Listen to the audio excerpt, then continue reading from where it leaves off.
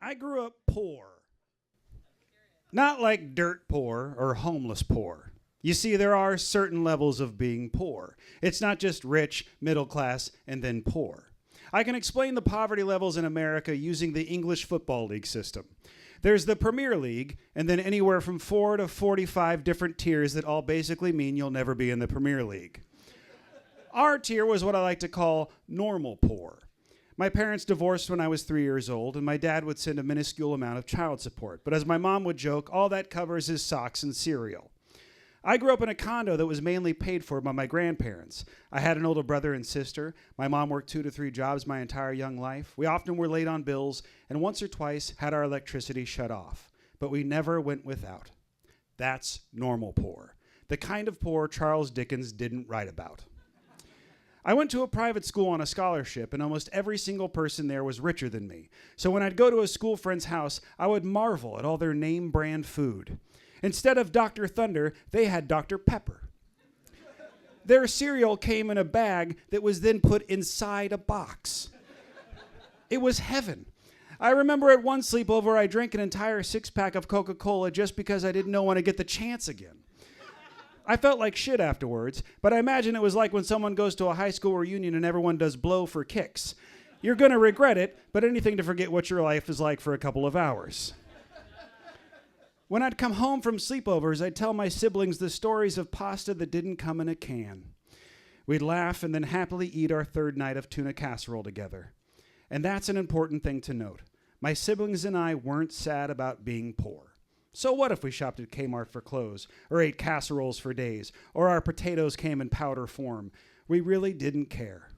My mom did care. She worked very hard to keep food on our table. And because of this, we had one huge rule in our family. You always finished your meal. Always. This was actually handed down from my grandpa, who also grew up poor in a tiny nothing apartment in the Bronx during the Depression. If there was ever a man who knew the value of a meal, not a good meal, just a meal, it was my grandpa. When a plate of food was given, you ate all of it. If you didn't finish it, you'd be grounded. My mom held on to this way of thinking, and we lived by it until my brother almost died by it. We ate at home all the time. The aforementioned casseroles or Spam or bottom shelf cereal for dinner were the mainstays. We also really enjoyed TV dinners because you could buy 5 for $5. We rarely went out to eat, but in the late 1980s, a growing trend of restaurants were brought to the mainstream, meaning they were affordable for poorer people. They were called buffets, and they were our salvation. Buffets were a place where all cultures and classes could come together with the shared goal to fill our bellies and feel like kings. Harmony, if for a meal. Buffets were made to give the common man false hope that anything is possible.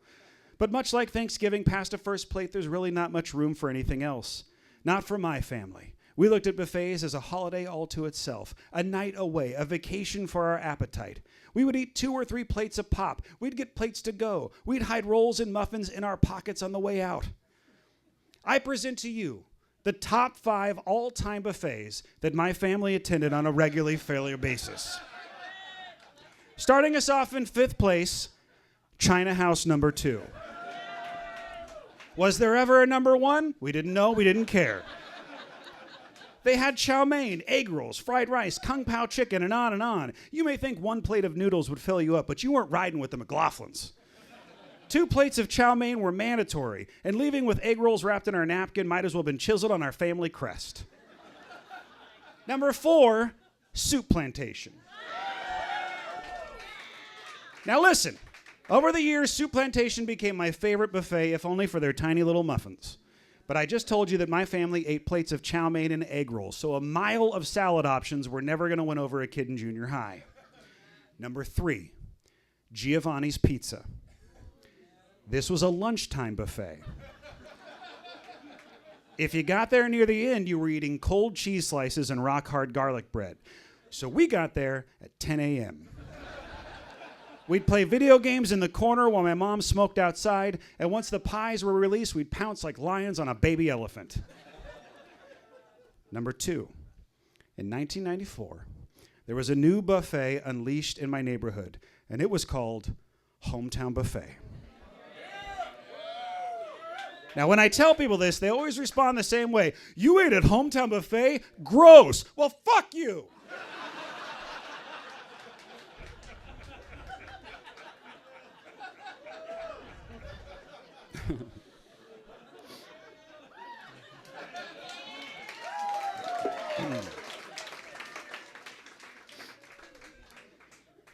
H-Town was always known for their subpar endless sides, never-ending ice cream, and of course the meat cutters. They called them butchers, but these people never did anything other than cut me a thin slice of ham and then give me a dirty look when I also asked for turkey. But I was having all the meats. It was a special place for my family, but not as special as number one on the list. The coup de grace of our colons, the pearly gates of our taste buds. Number one, Sizzler.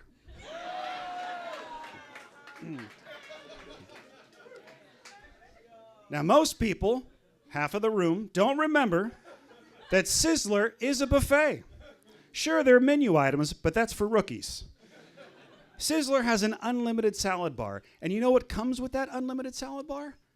A hot bar. I'm talking tacos, wings, cheesy toast. Yeah, fucking cheesy toast. There's pasta, a dessert bar, and for a time, if you came on the right night, there was unlimited shrimp. We always came on the right night.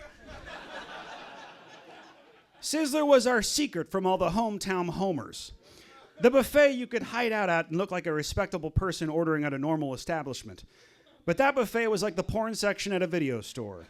It was hidden somewhere. No one would tell you where, but once you pulled back the curtain, there was no going back. We went to Sizzler for years, and as with all poor people's meals, we ate until our bellies were about to bust and then went back for more. We took food home and always brought our coupons. Oh, who uses coupons at a Sizzler? A mom who works 3 fucking jobs, that's who. But like all good things, the Sizzler bliss came to a crashing end. Now, my brother had what my grandpa would call a hollow leg. He could eat a lot, like an uncomfortable amount of food. He never seemed to get any bigger, so he just kept eating. One night, we wanted to test his abilities. You see, the unlimited shrimp night wasn't in the buffet area. You'd have to ask your server for it. And they'd always bring out about 10 shrimp at a time. And these were breaded shrimp that came with sauces, and in all truthfulness, weren't that bad. My brother loved shrimp. He'd normally eat about 2 servings. But on this night, my sister and I wanted to see the damage my brother could do with a bottomless plate of bottom feeders. So we dared my brother to see how many shrimp he could eat. In our minds, the only thing that could stop him would be him. We piled into the booth. I grabbed about 5 pieces of cheesy toast and some wings and sat back and waited to see what would happen.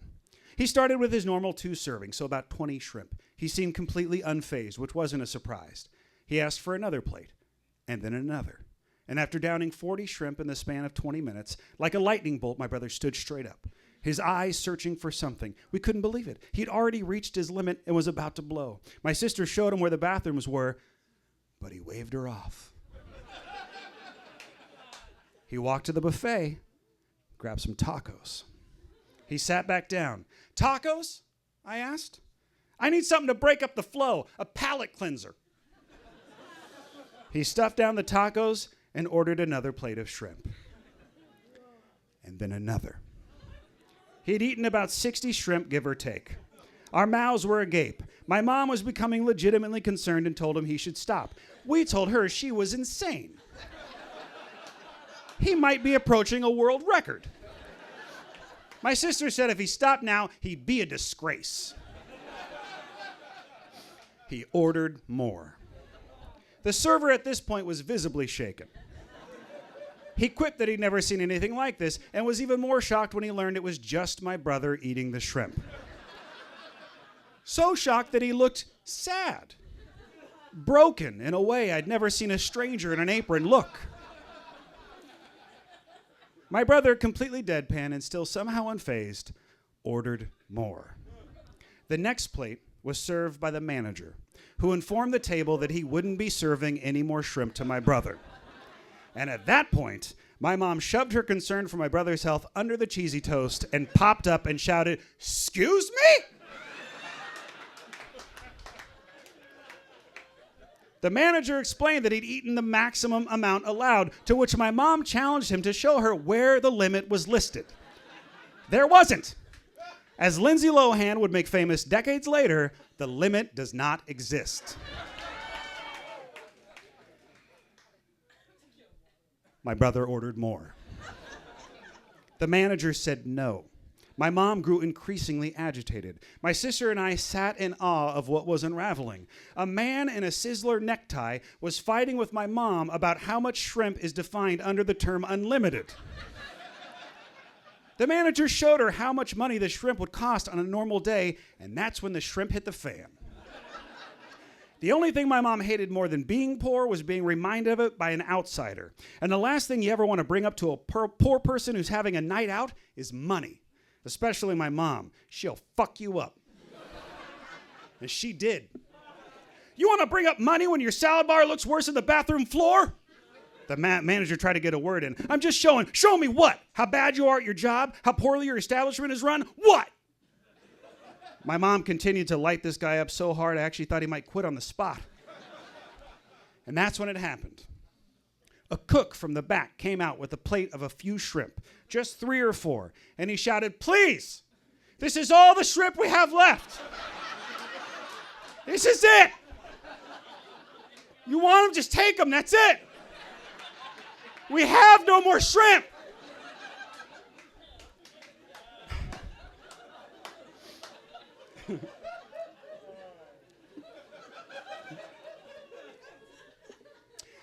My brother happily accepted.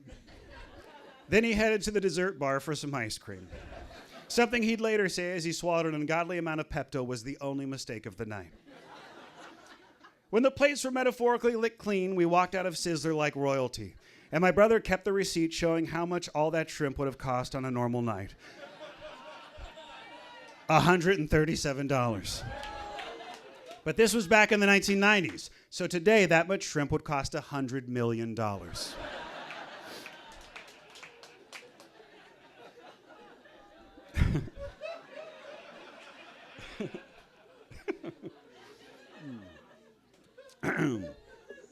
Our local Sizzler closed about a year later.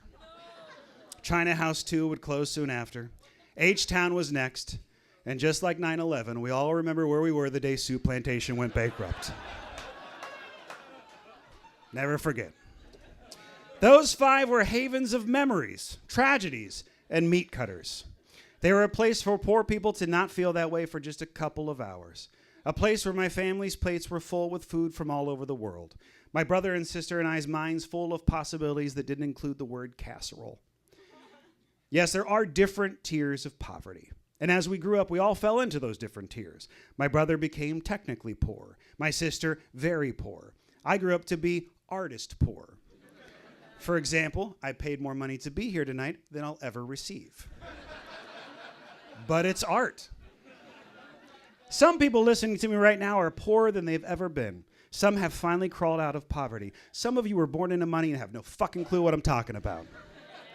And some of you are keeping it together month after month. But the one thing that all poor people have in common is that once in a while, it feels really good to walk into a place and have options. Dallas McLaughlin, everybody. Dallas.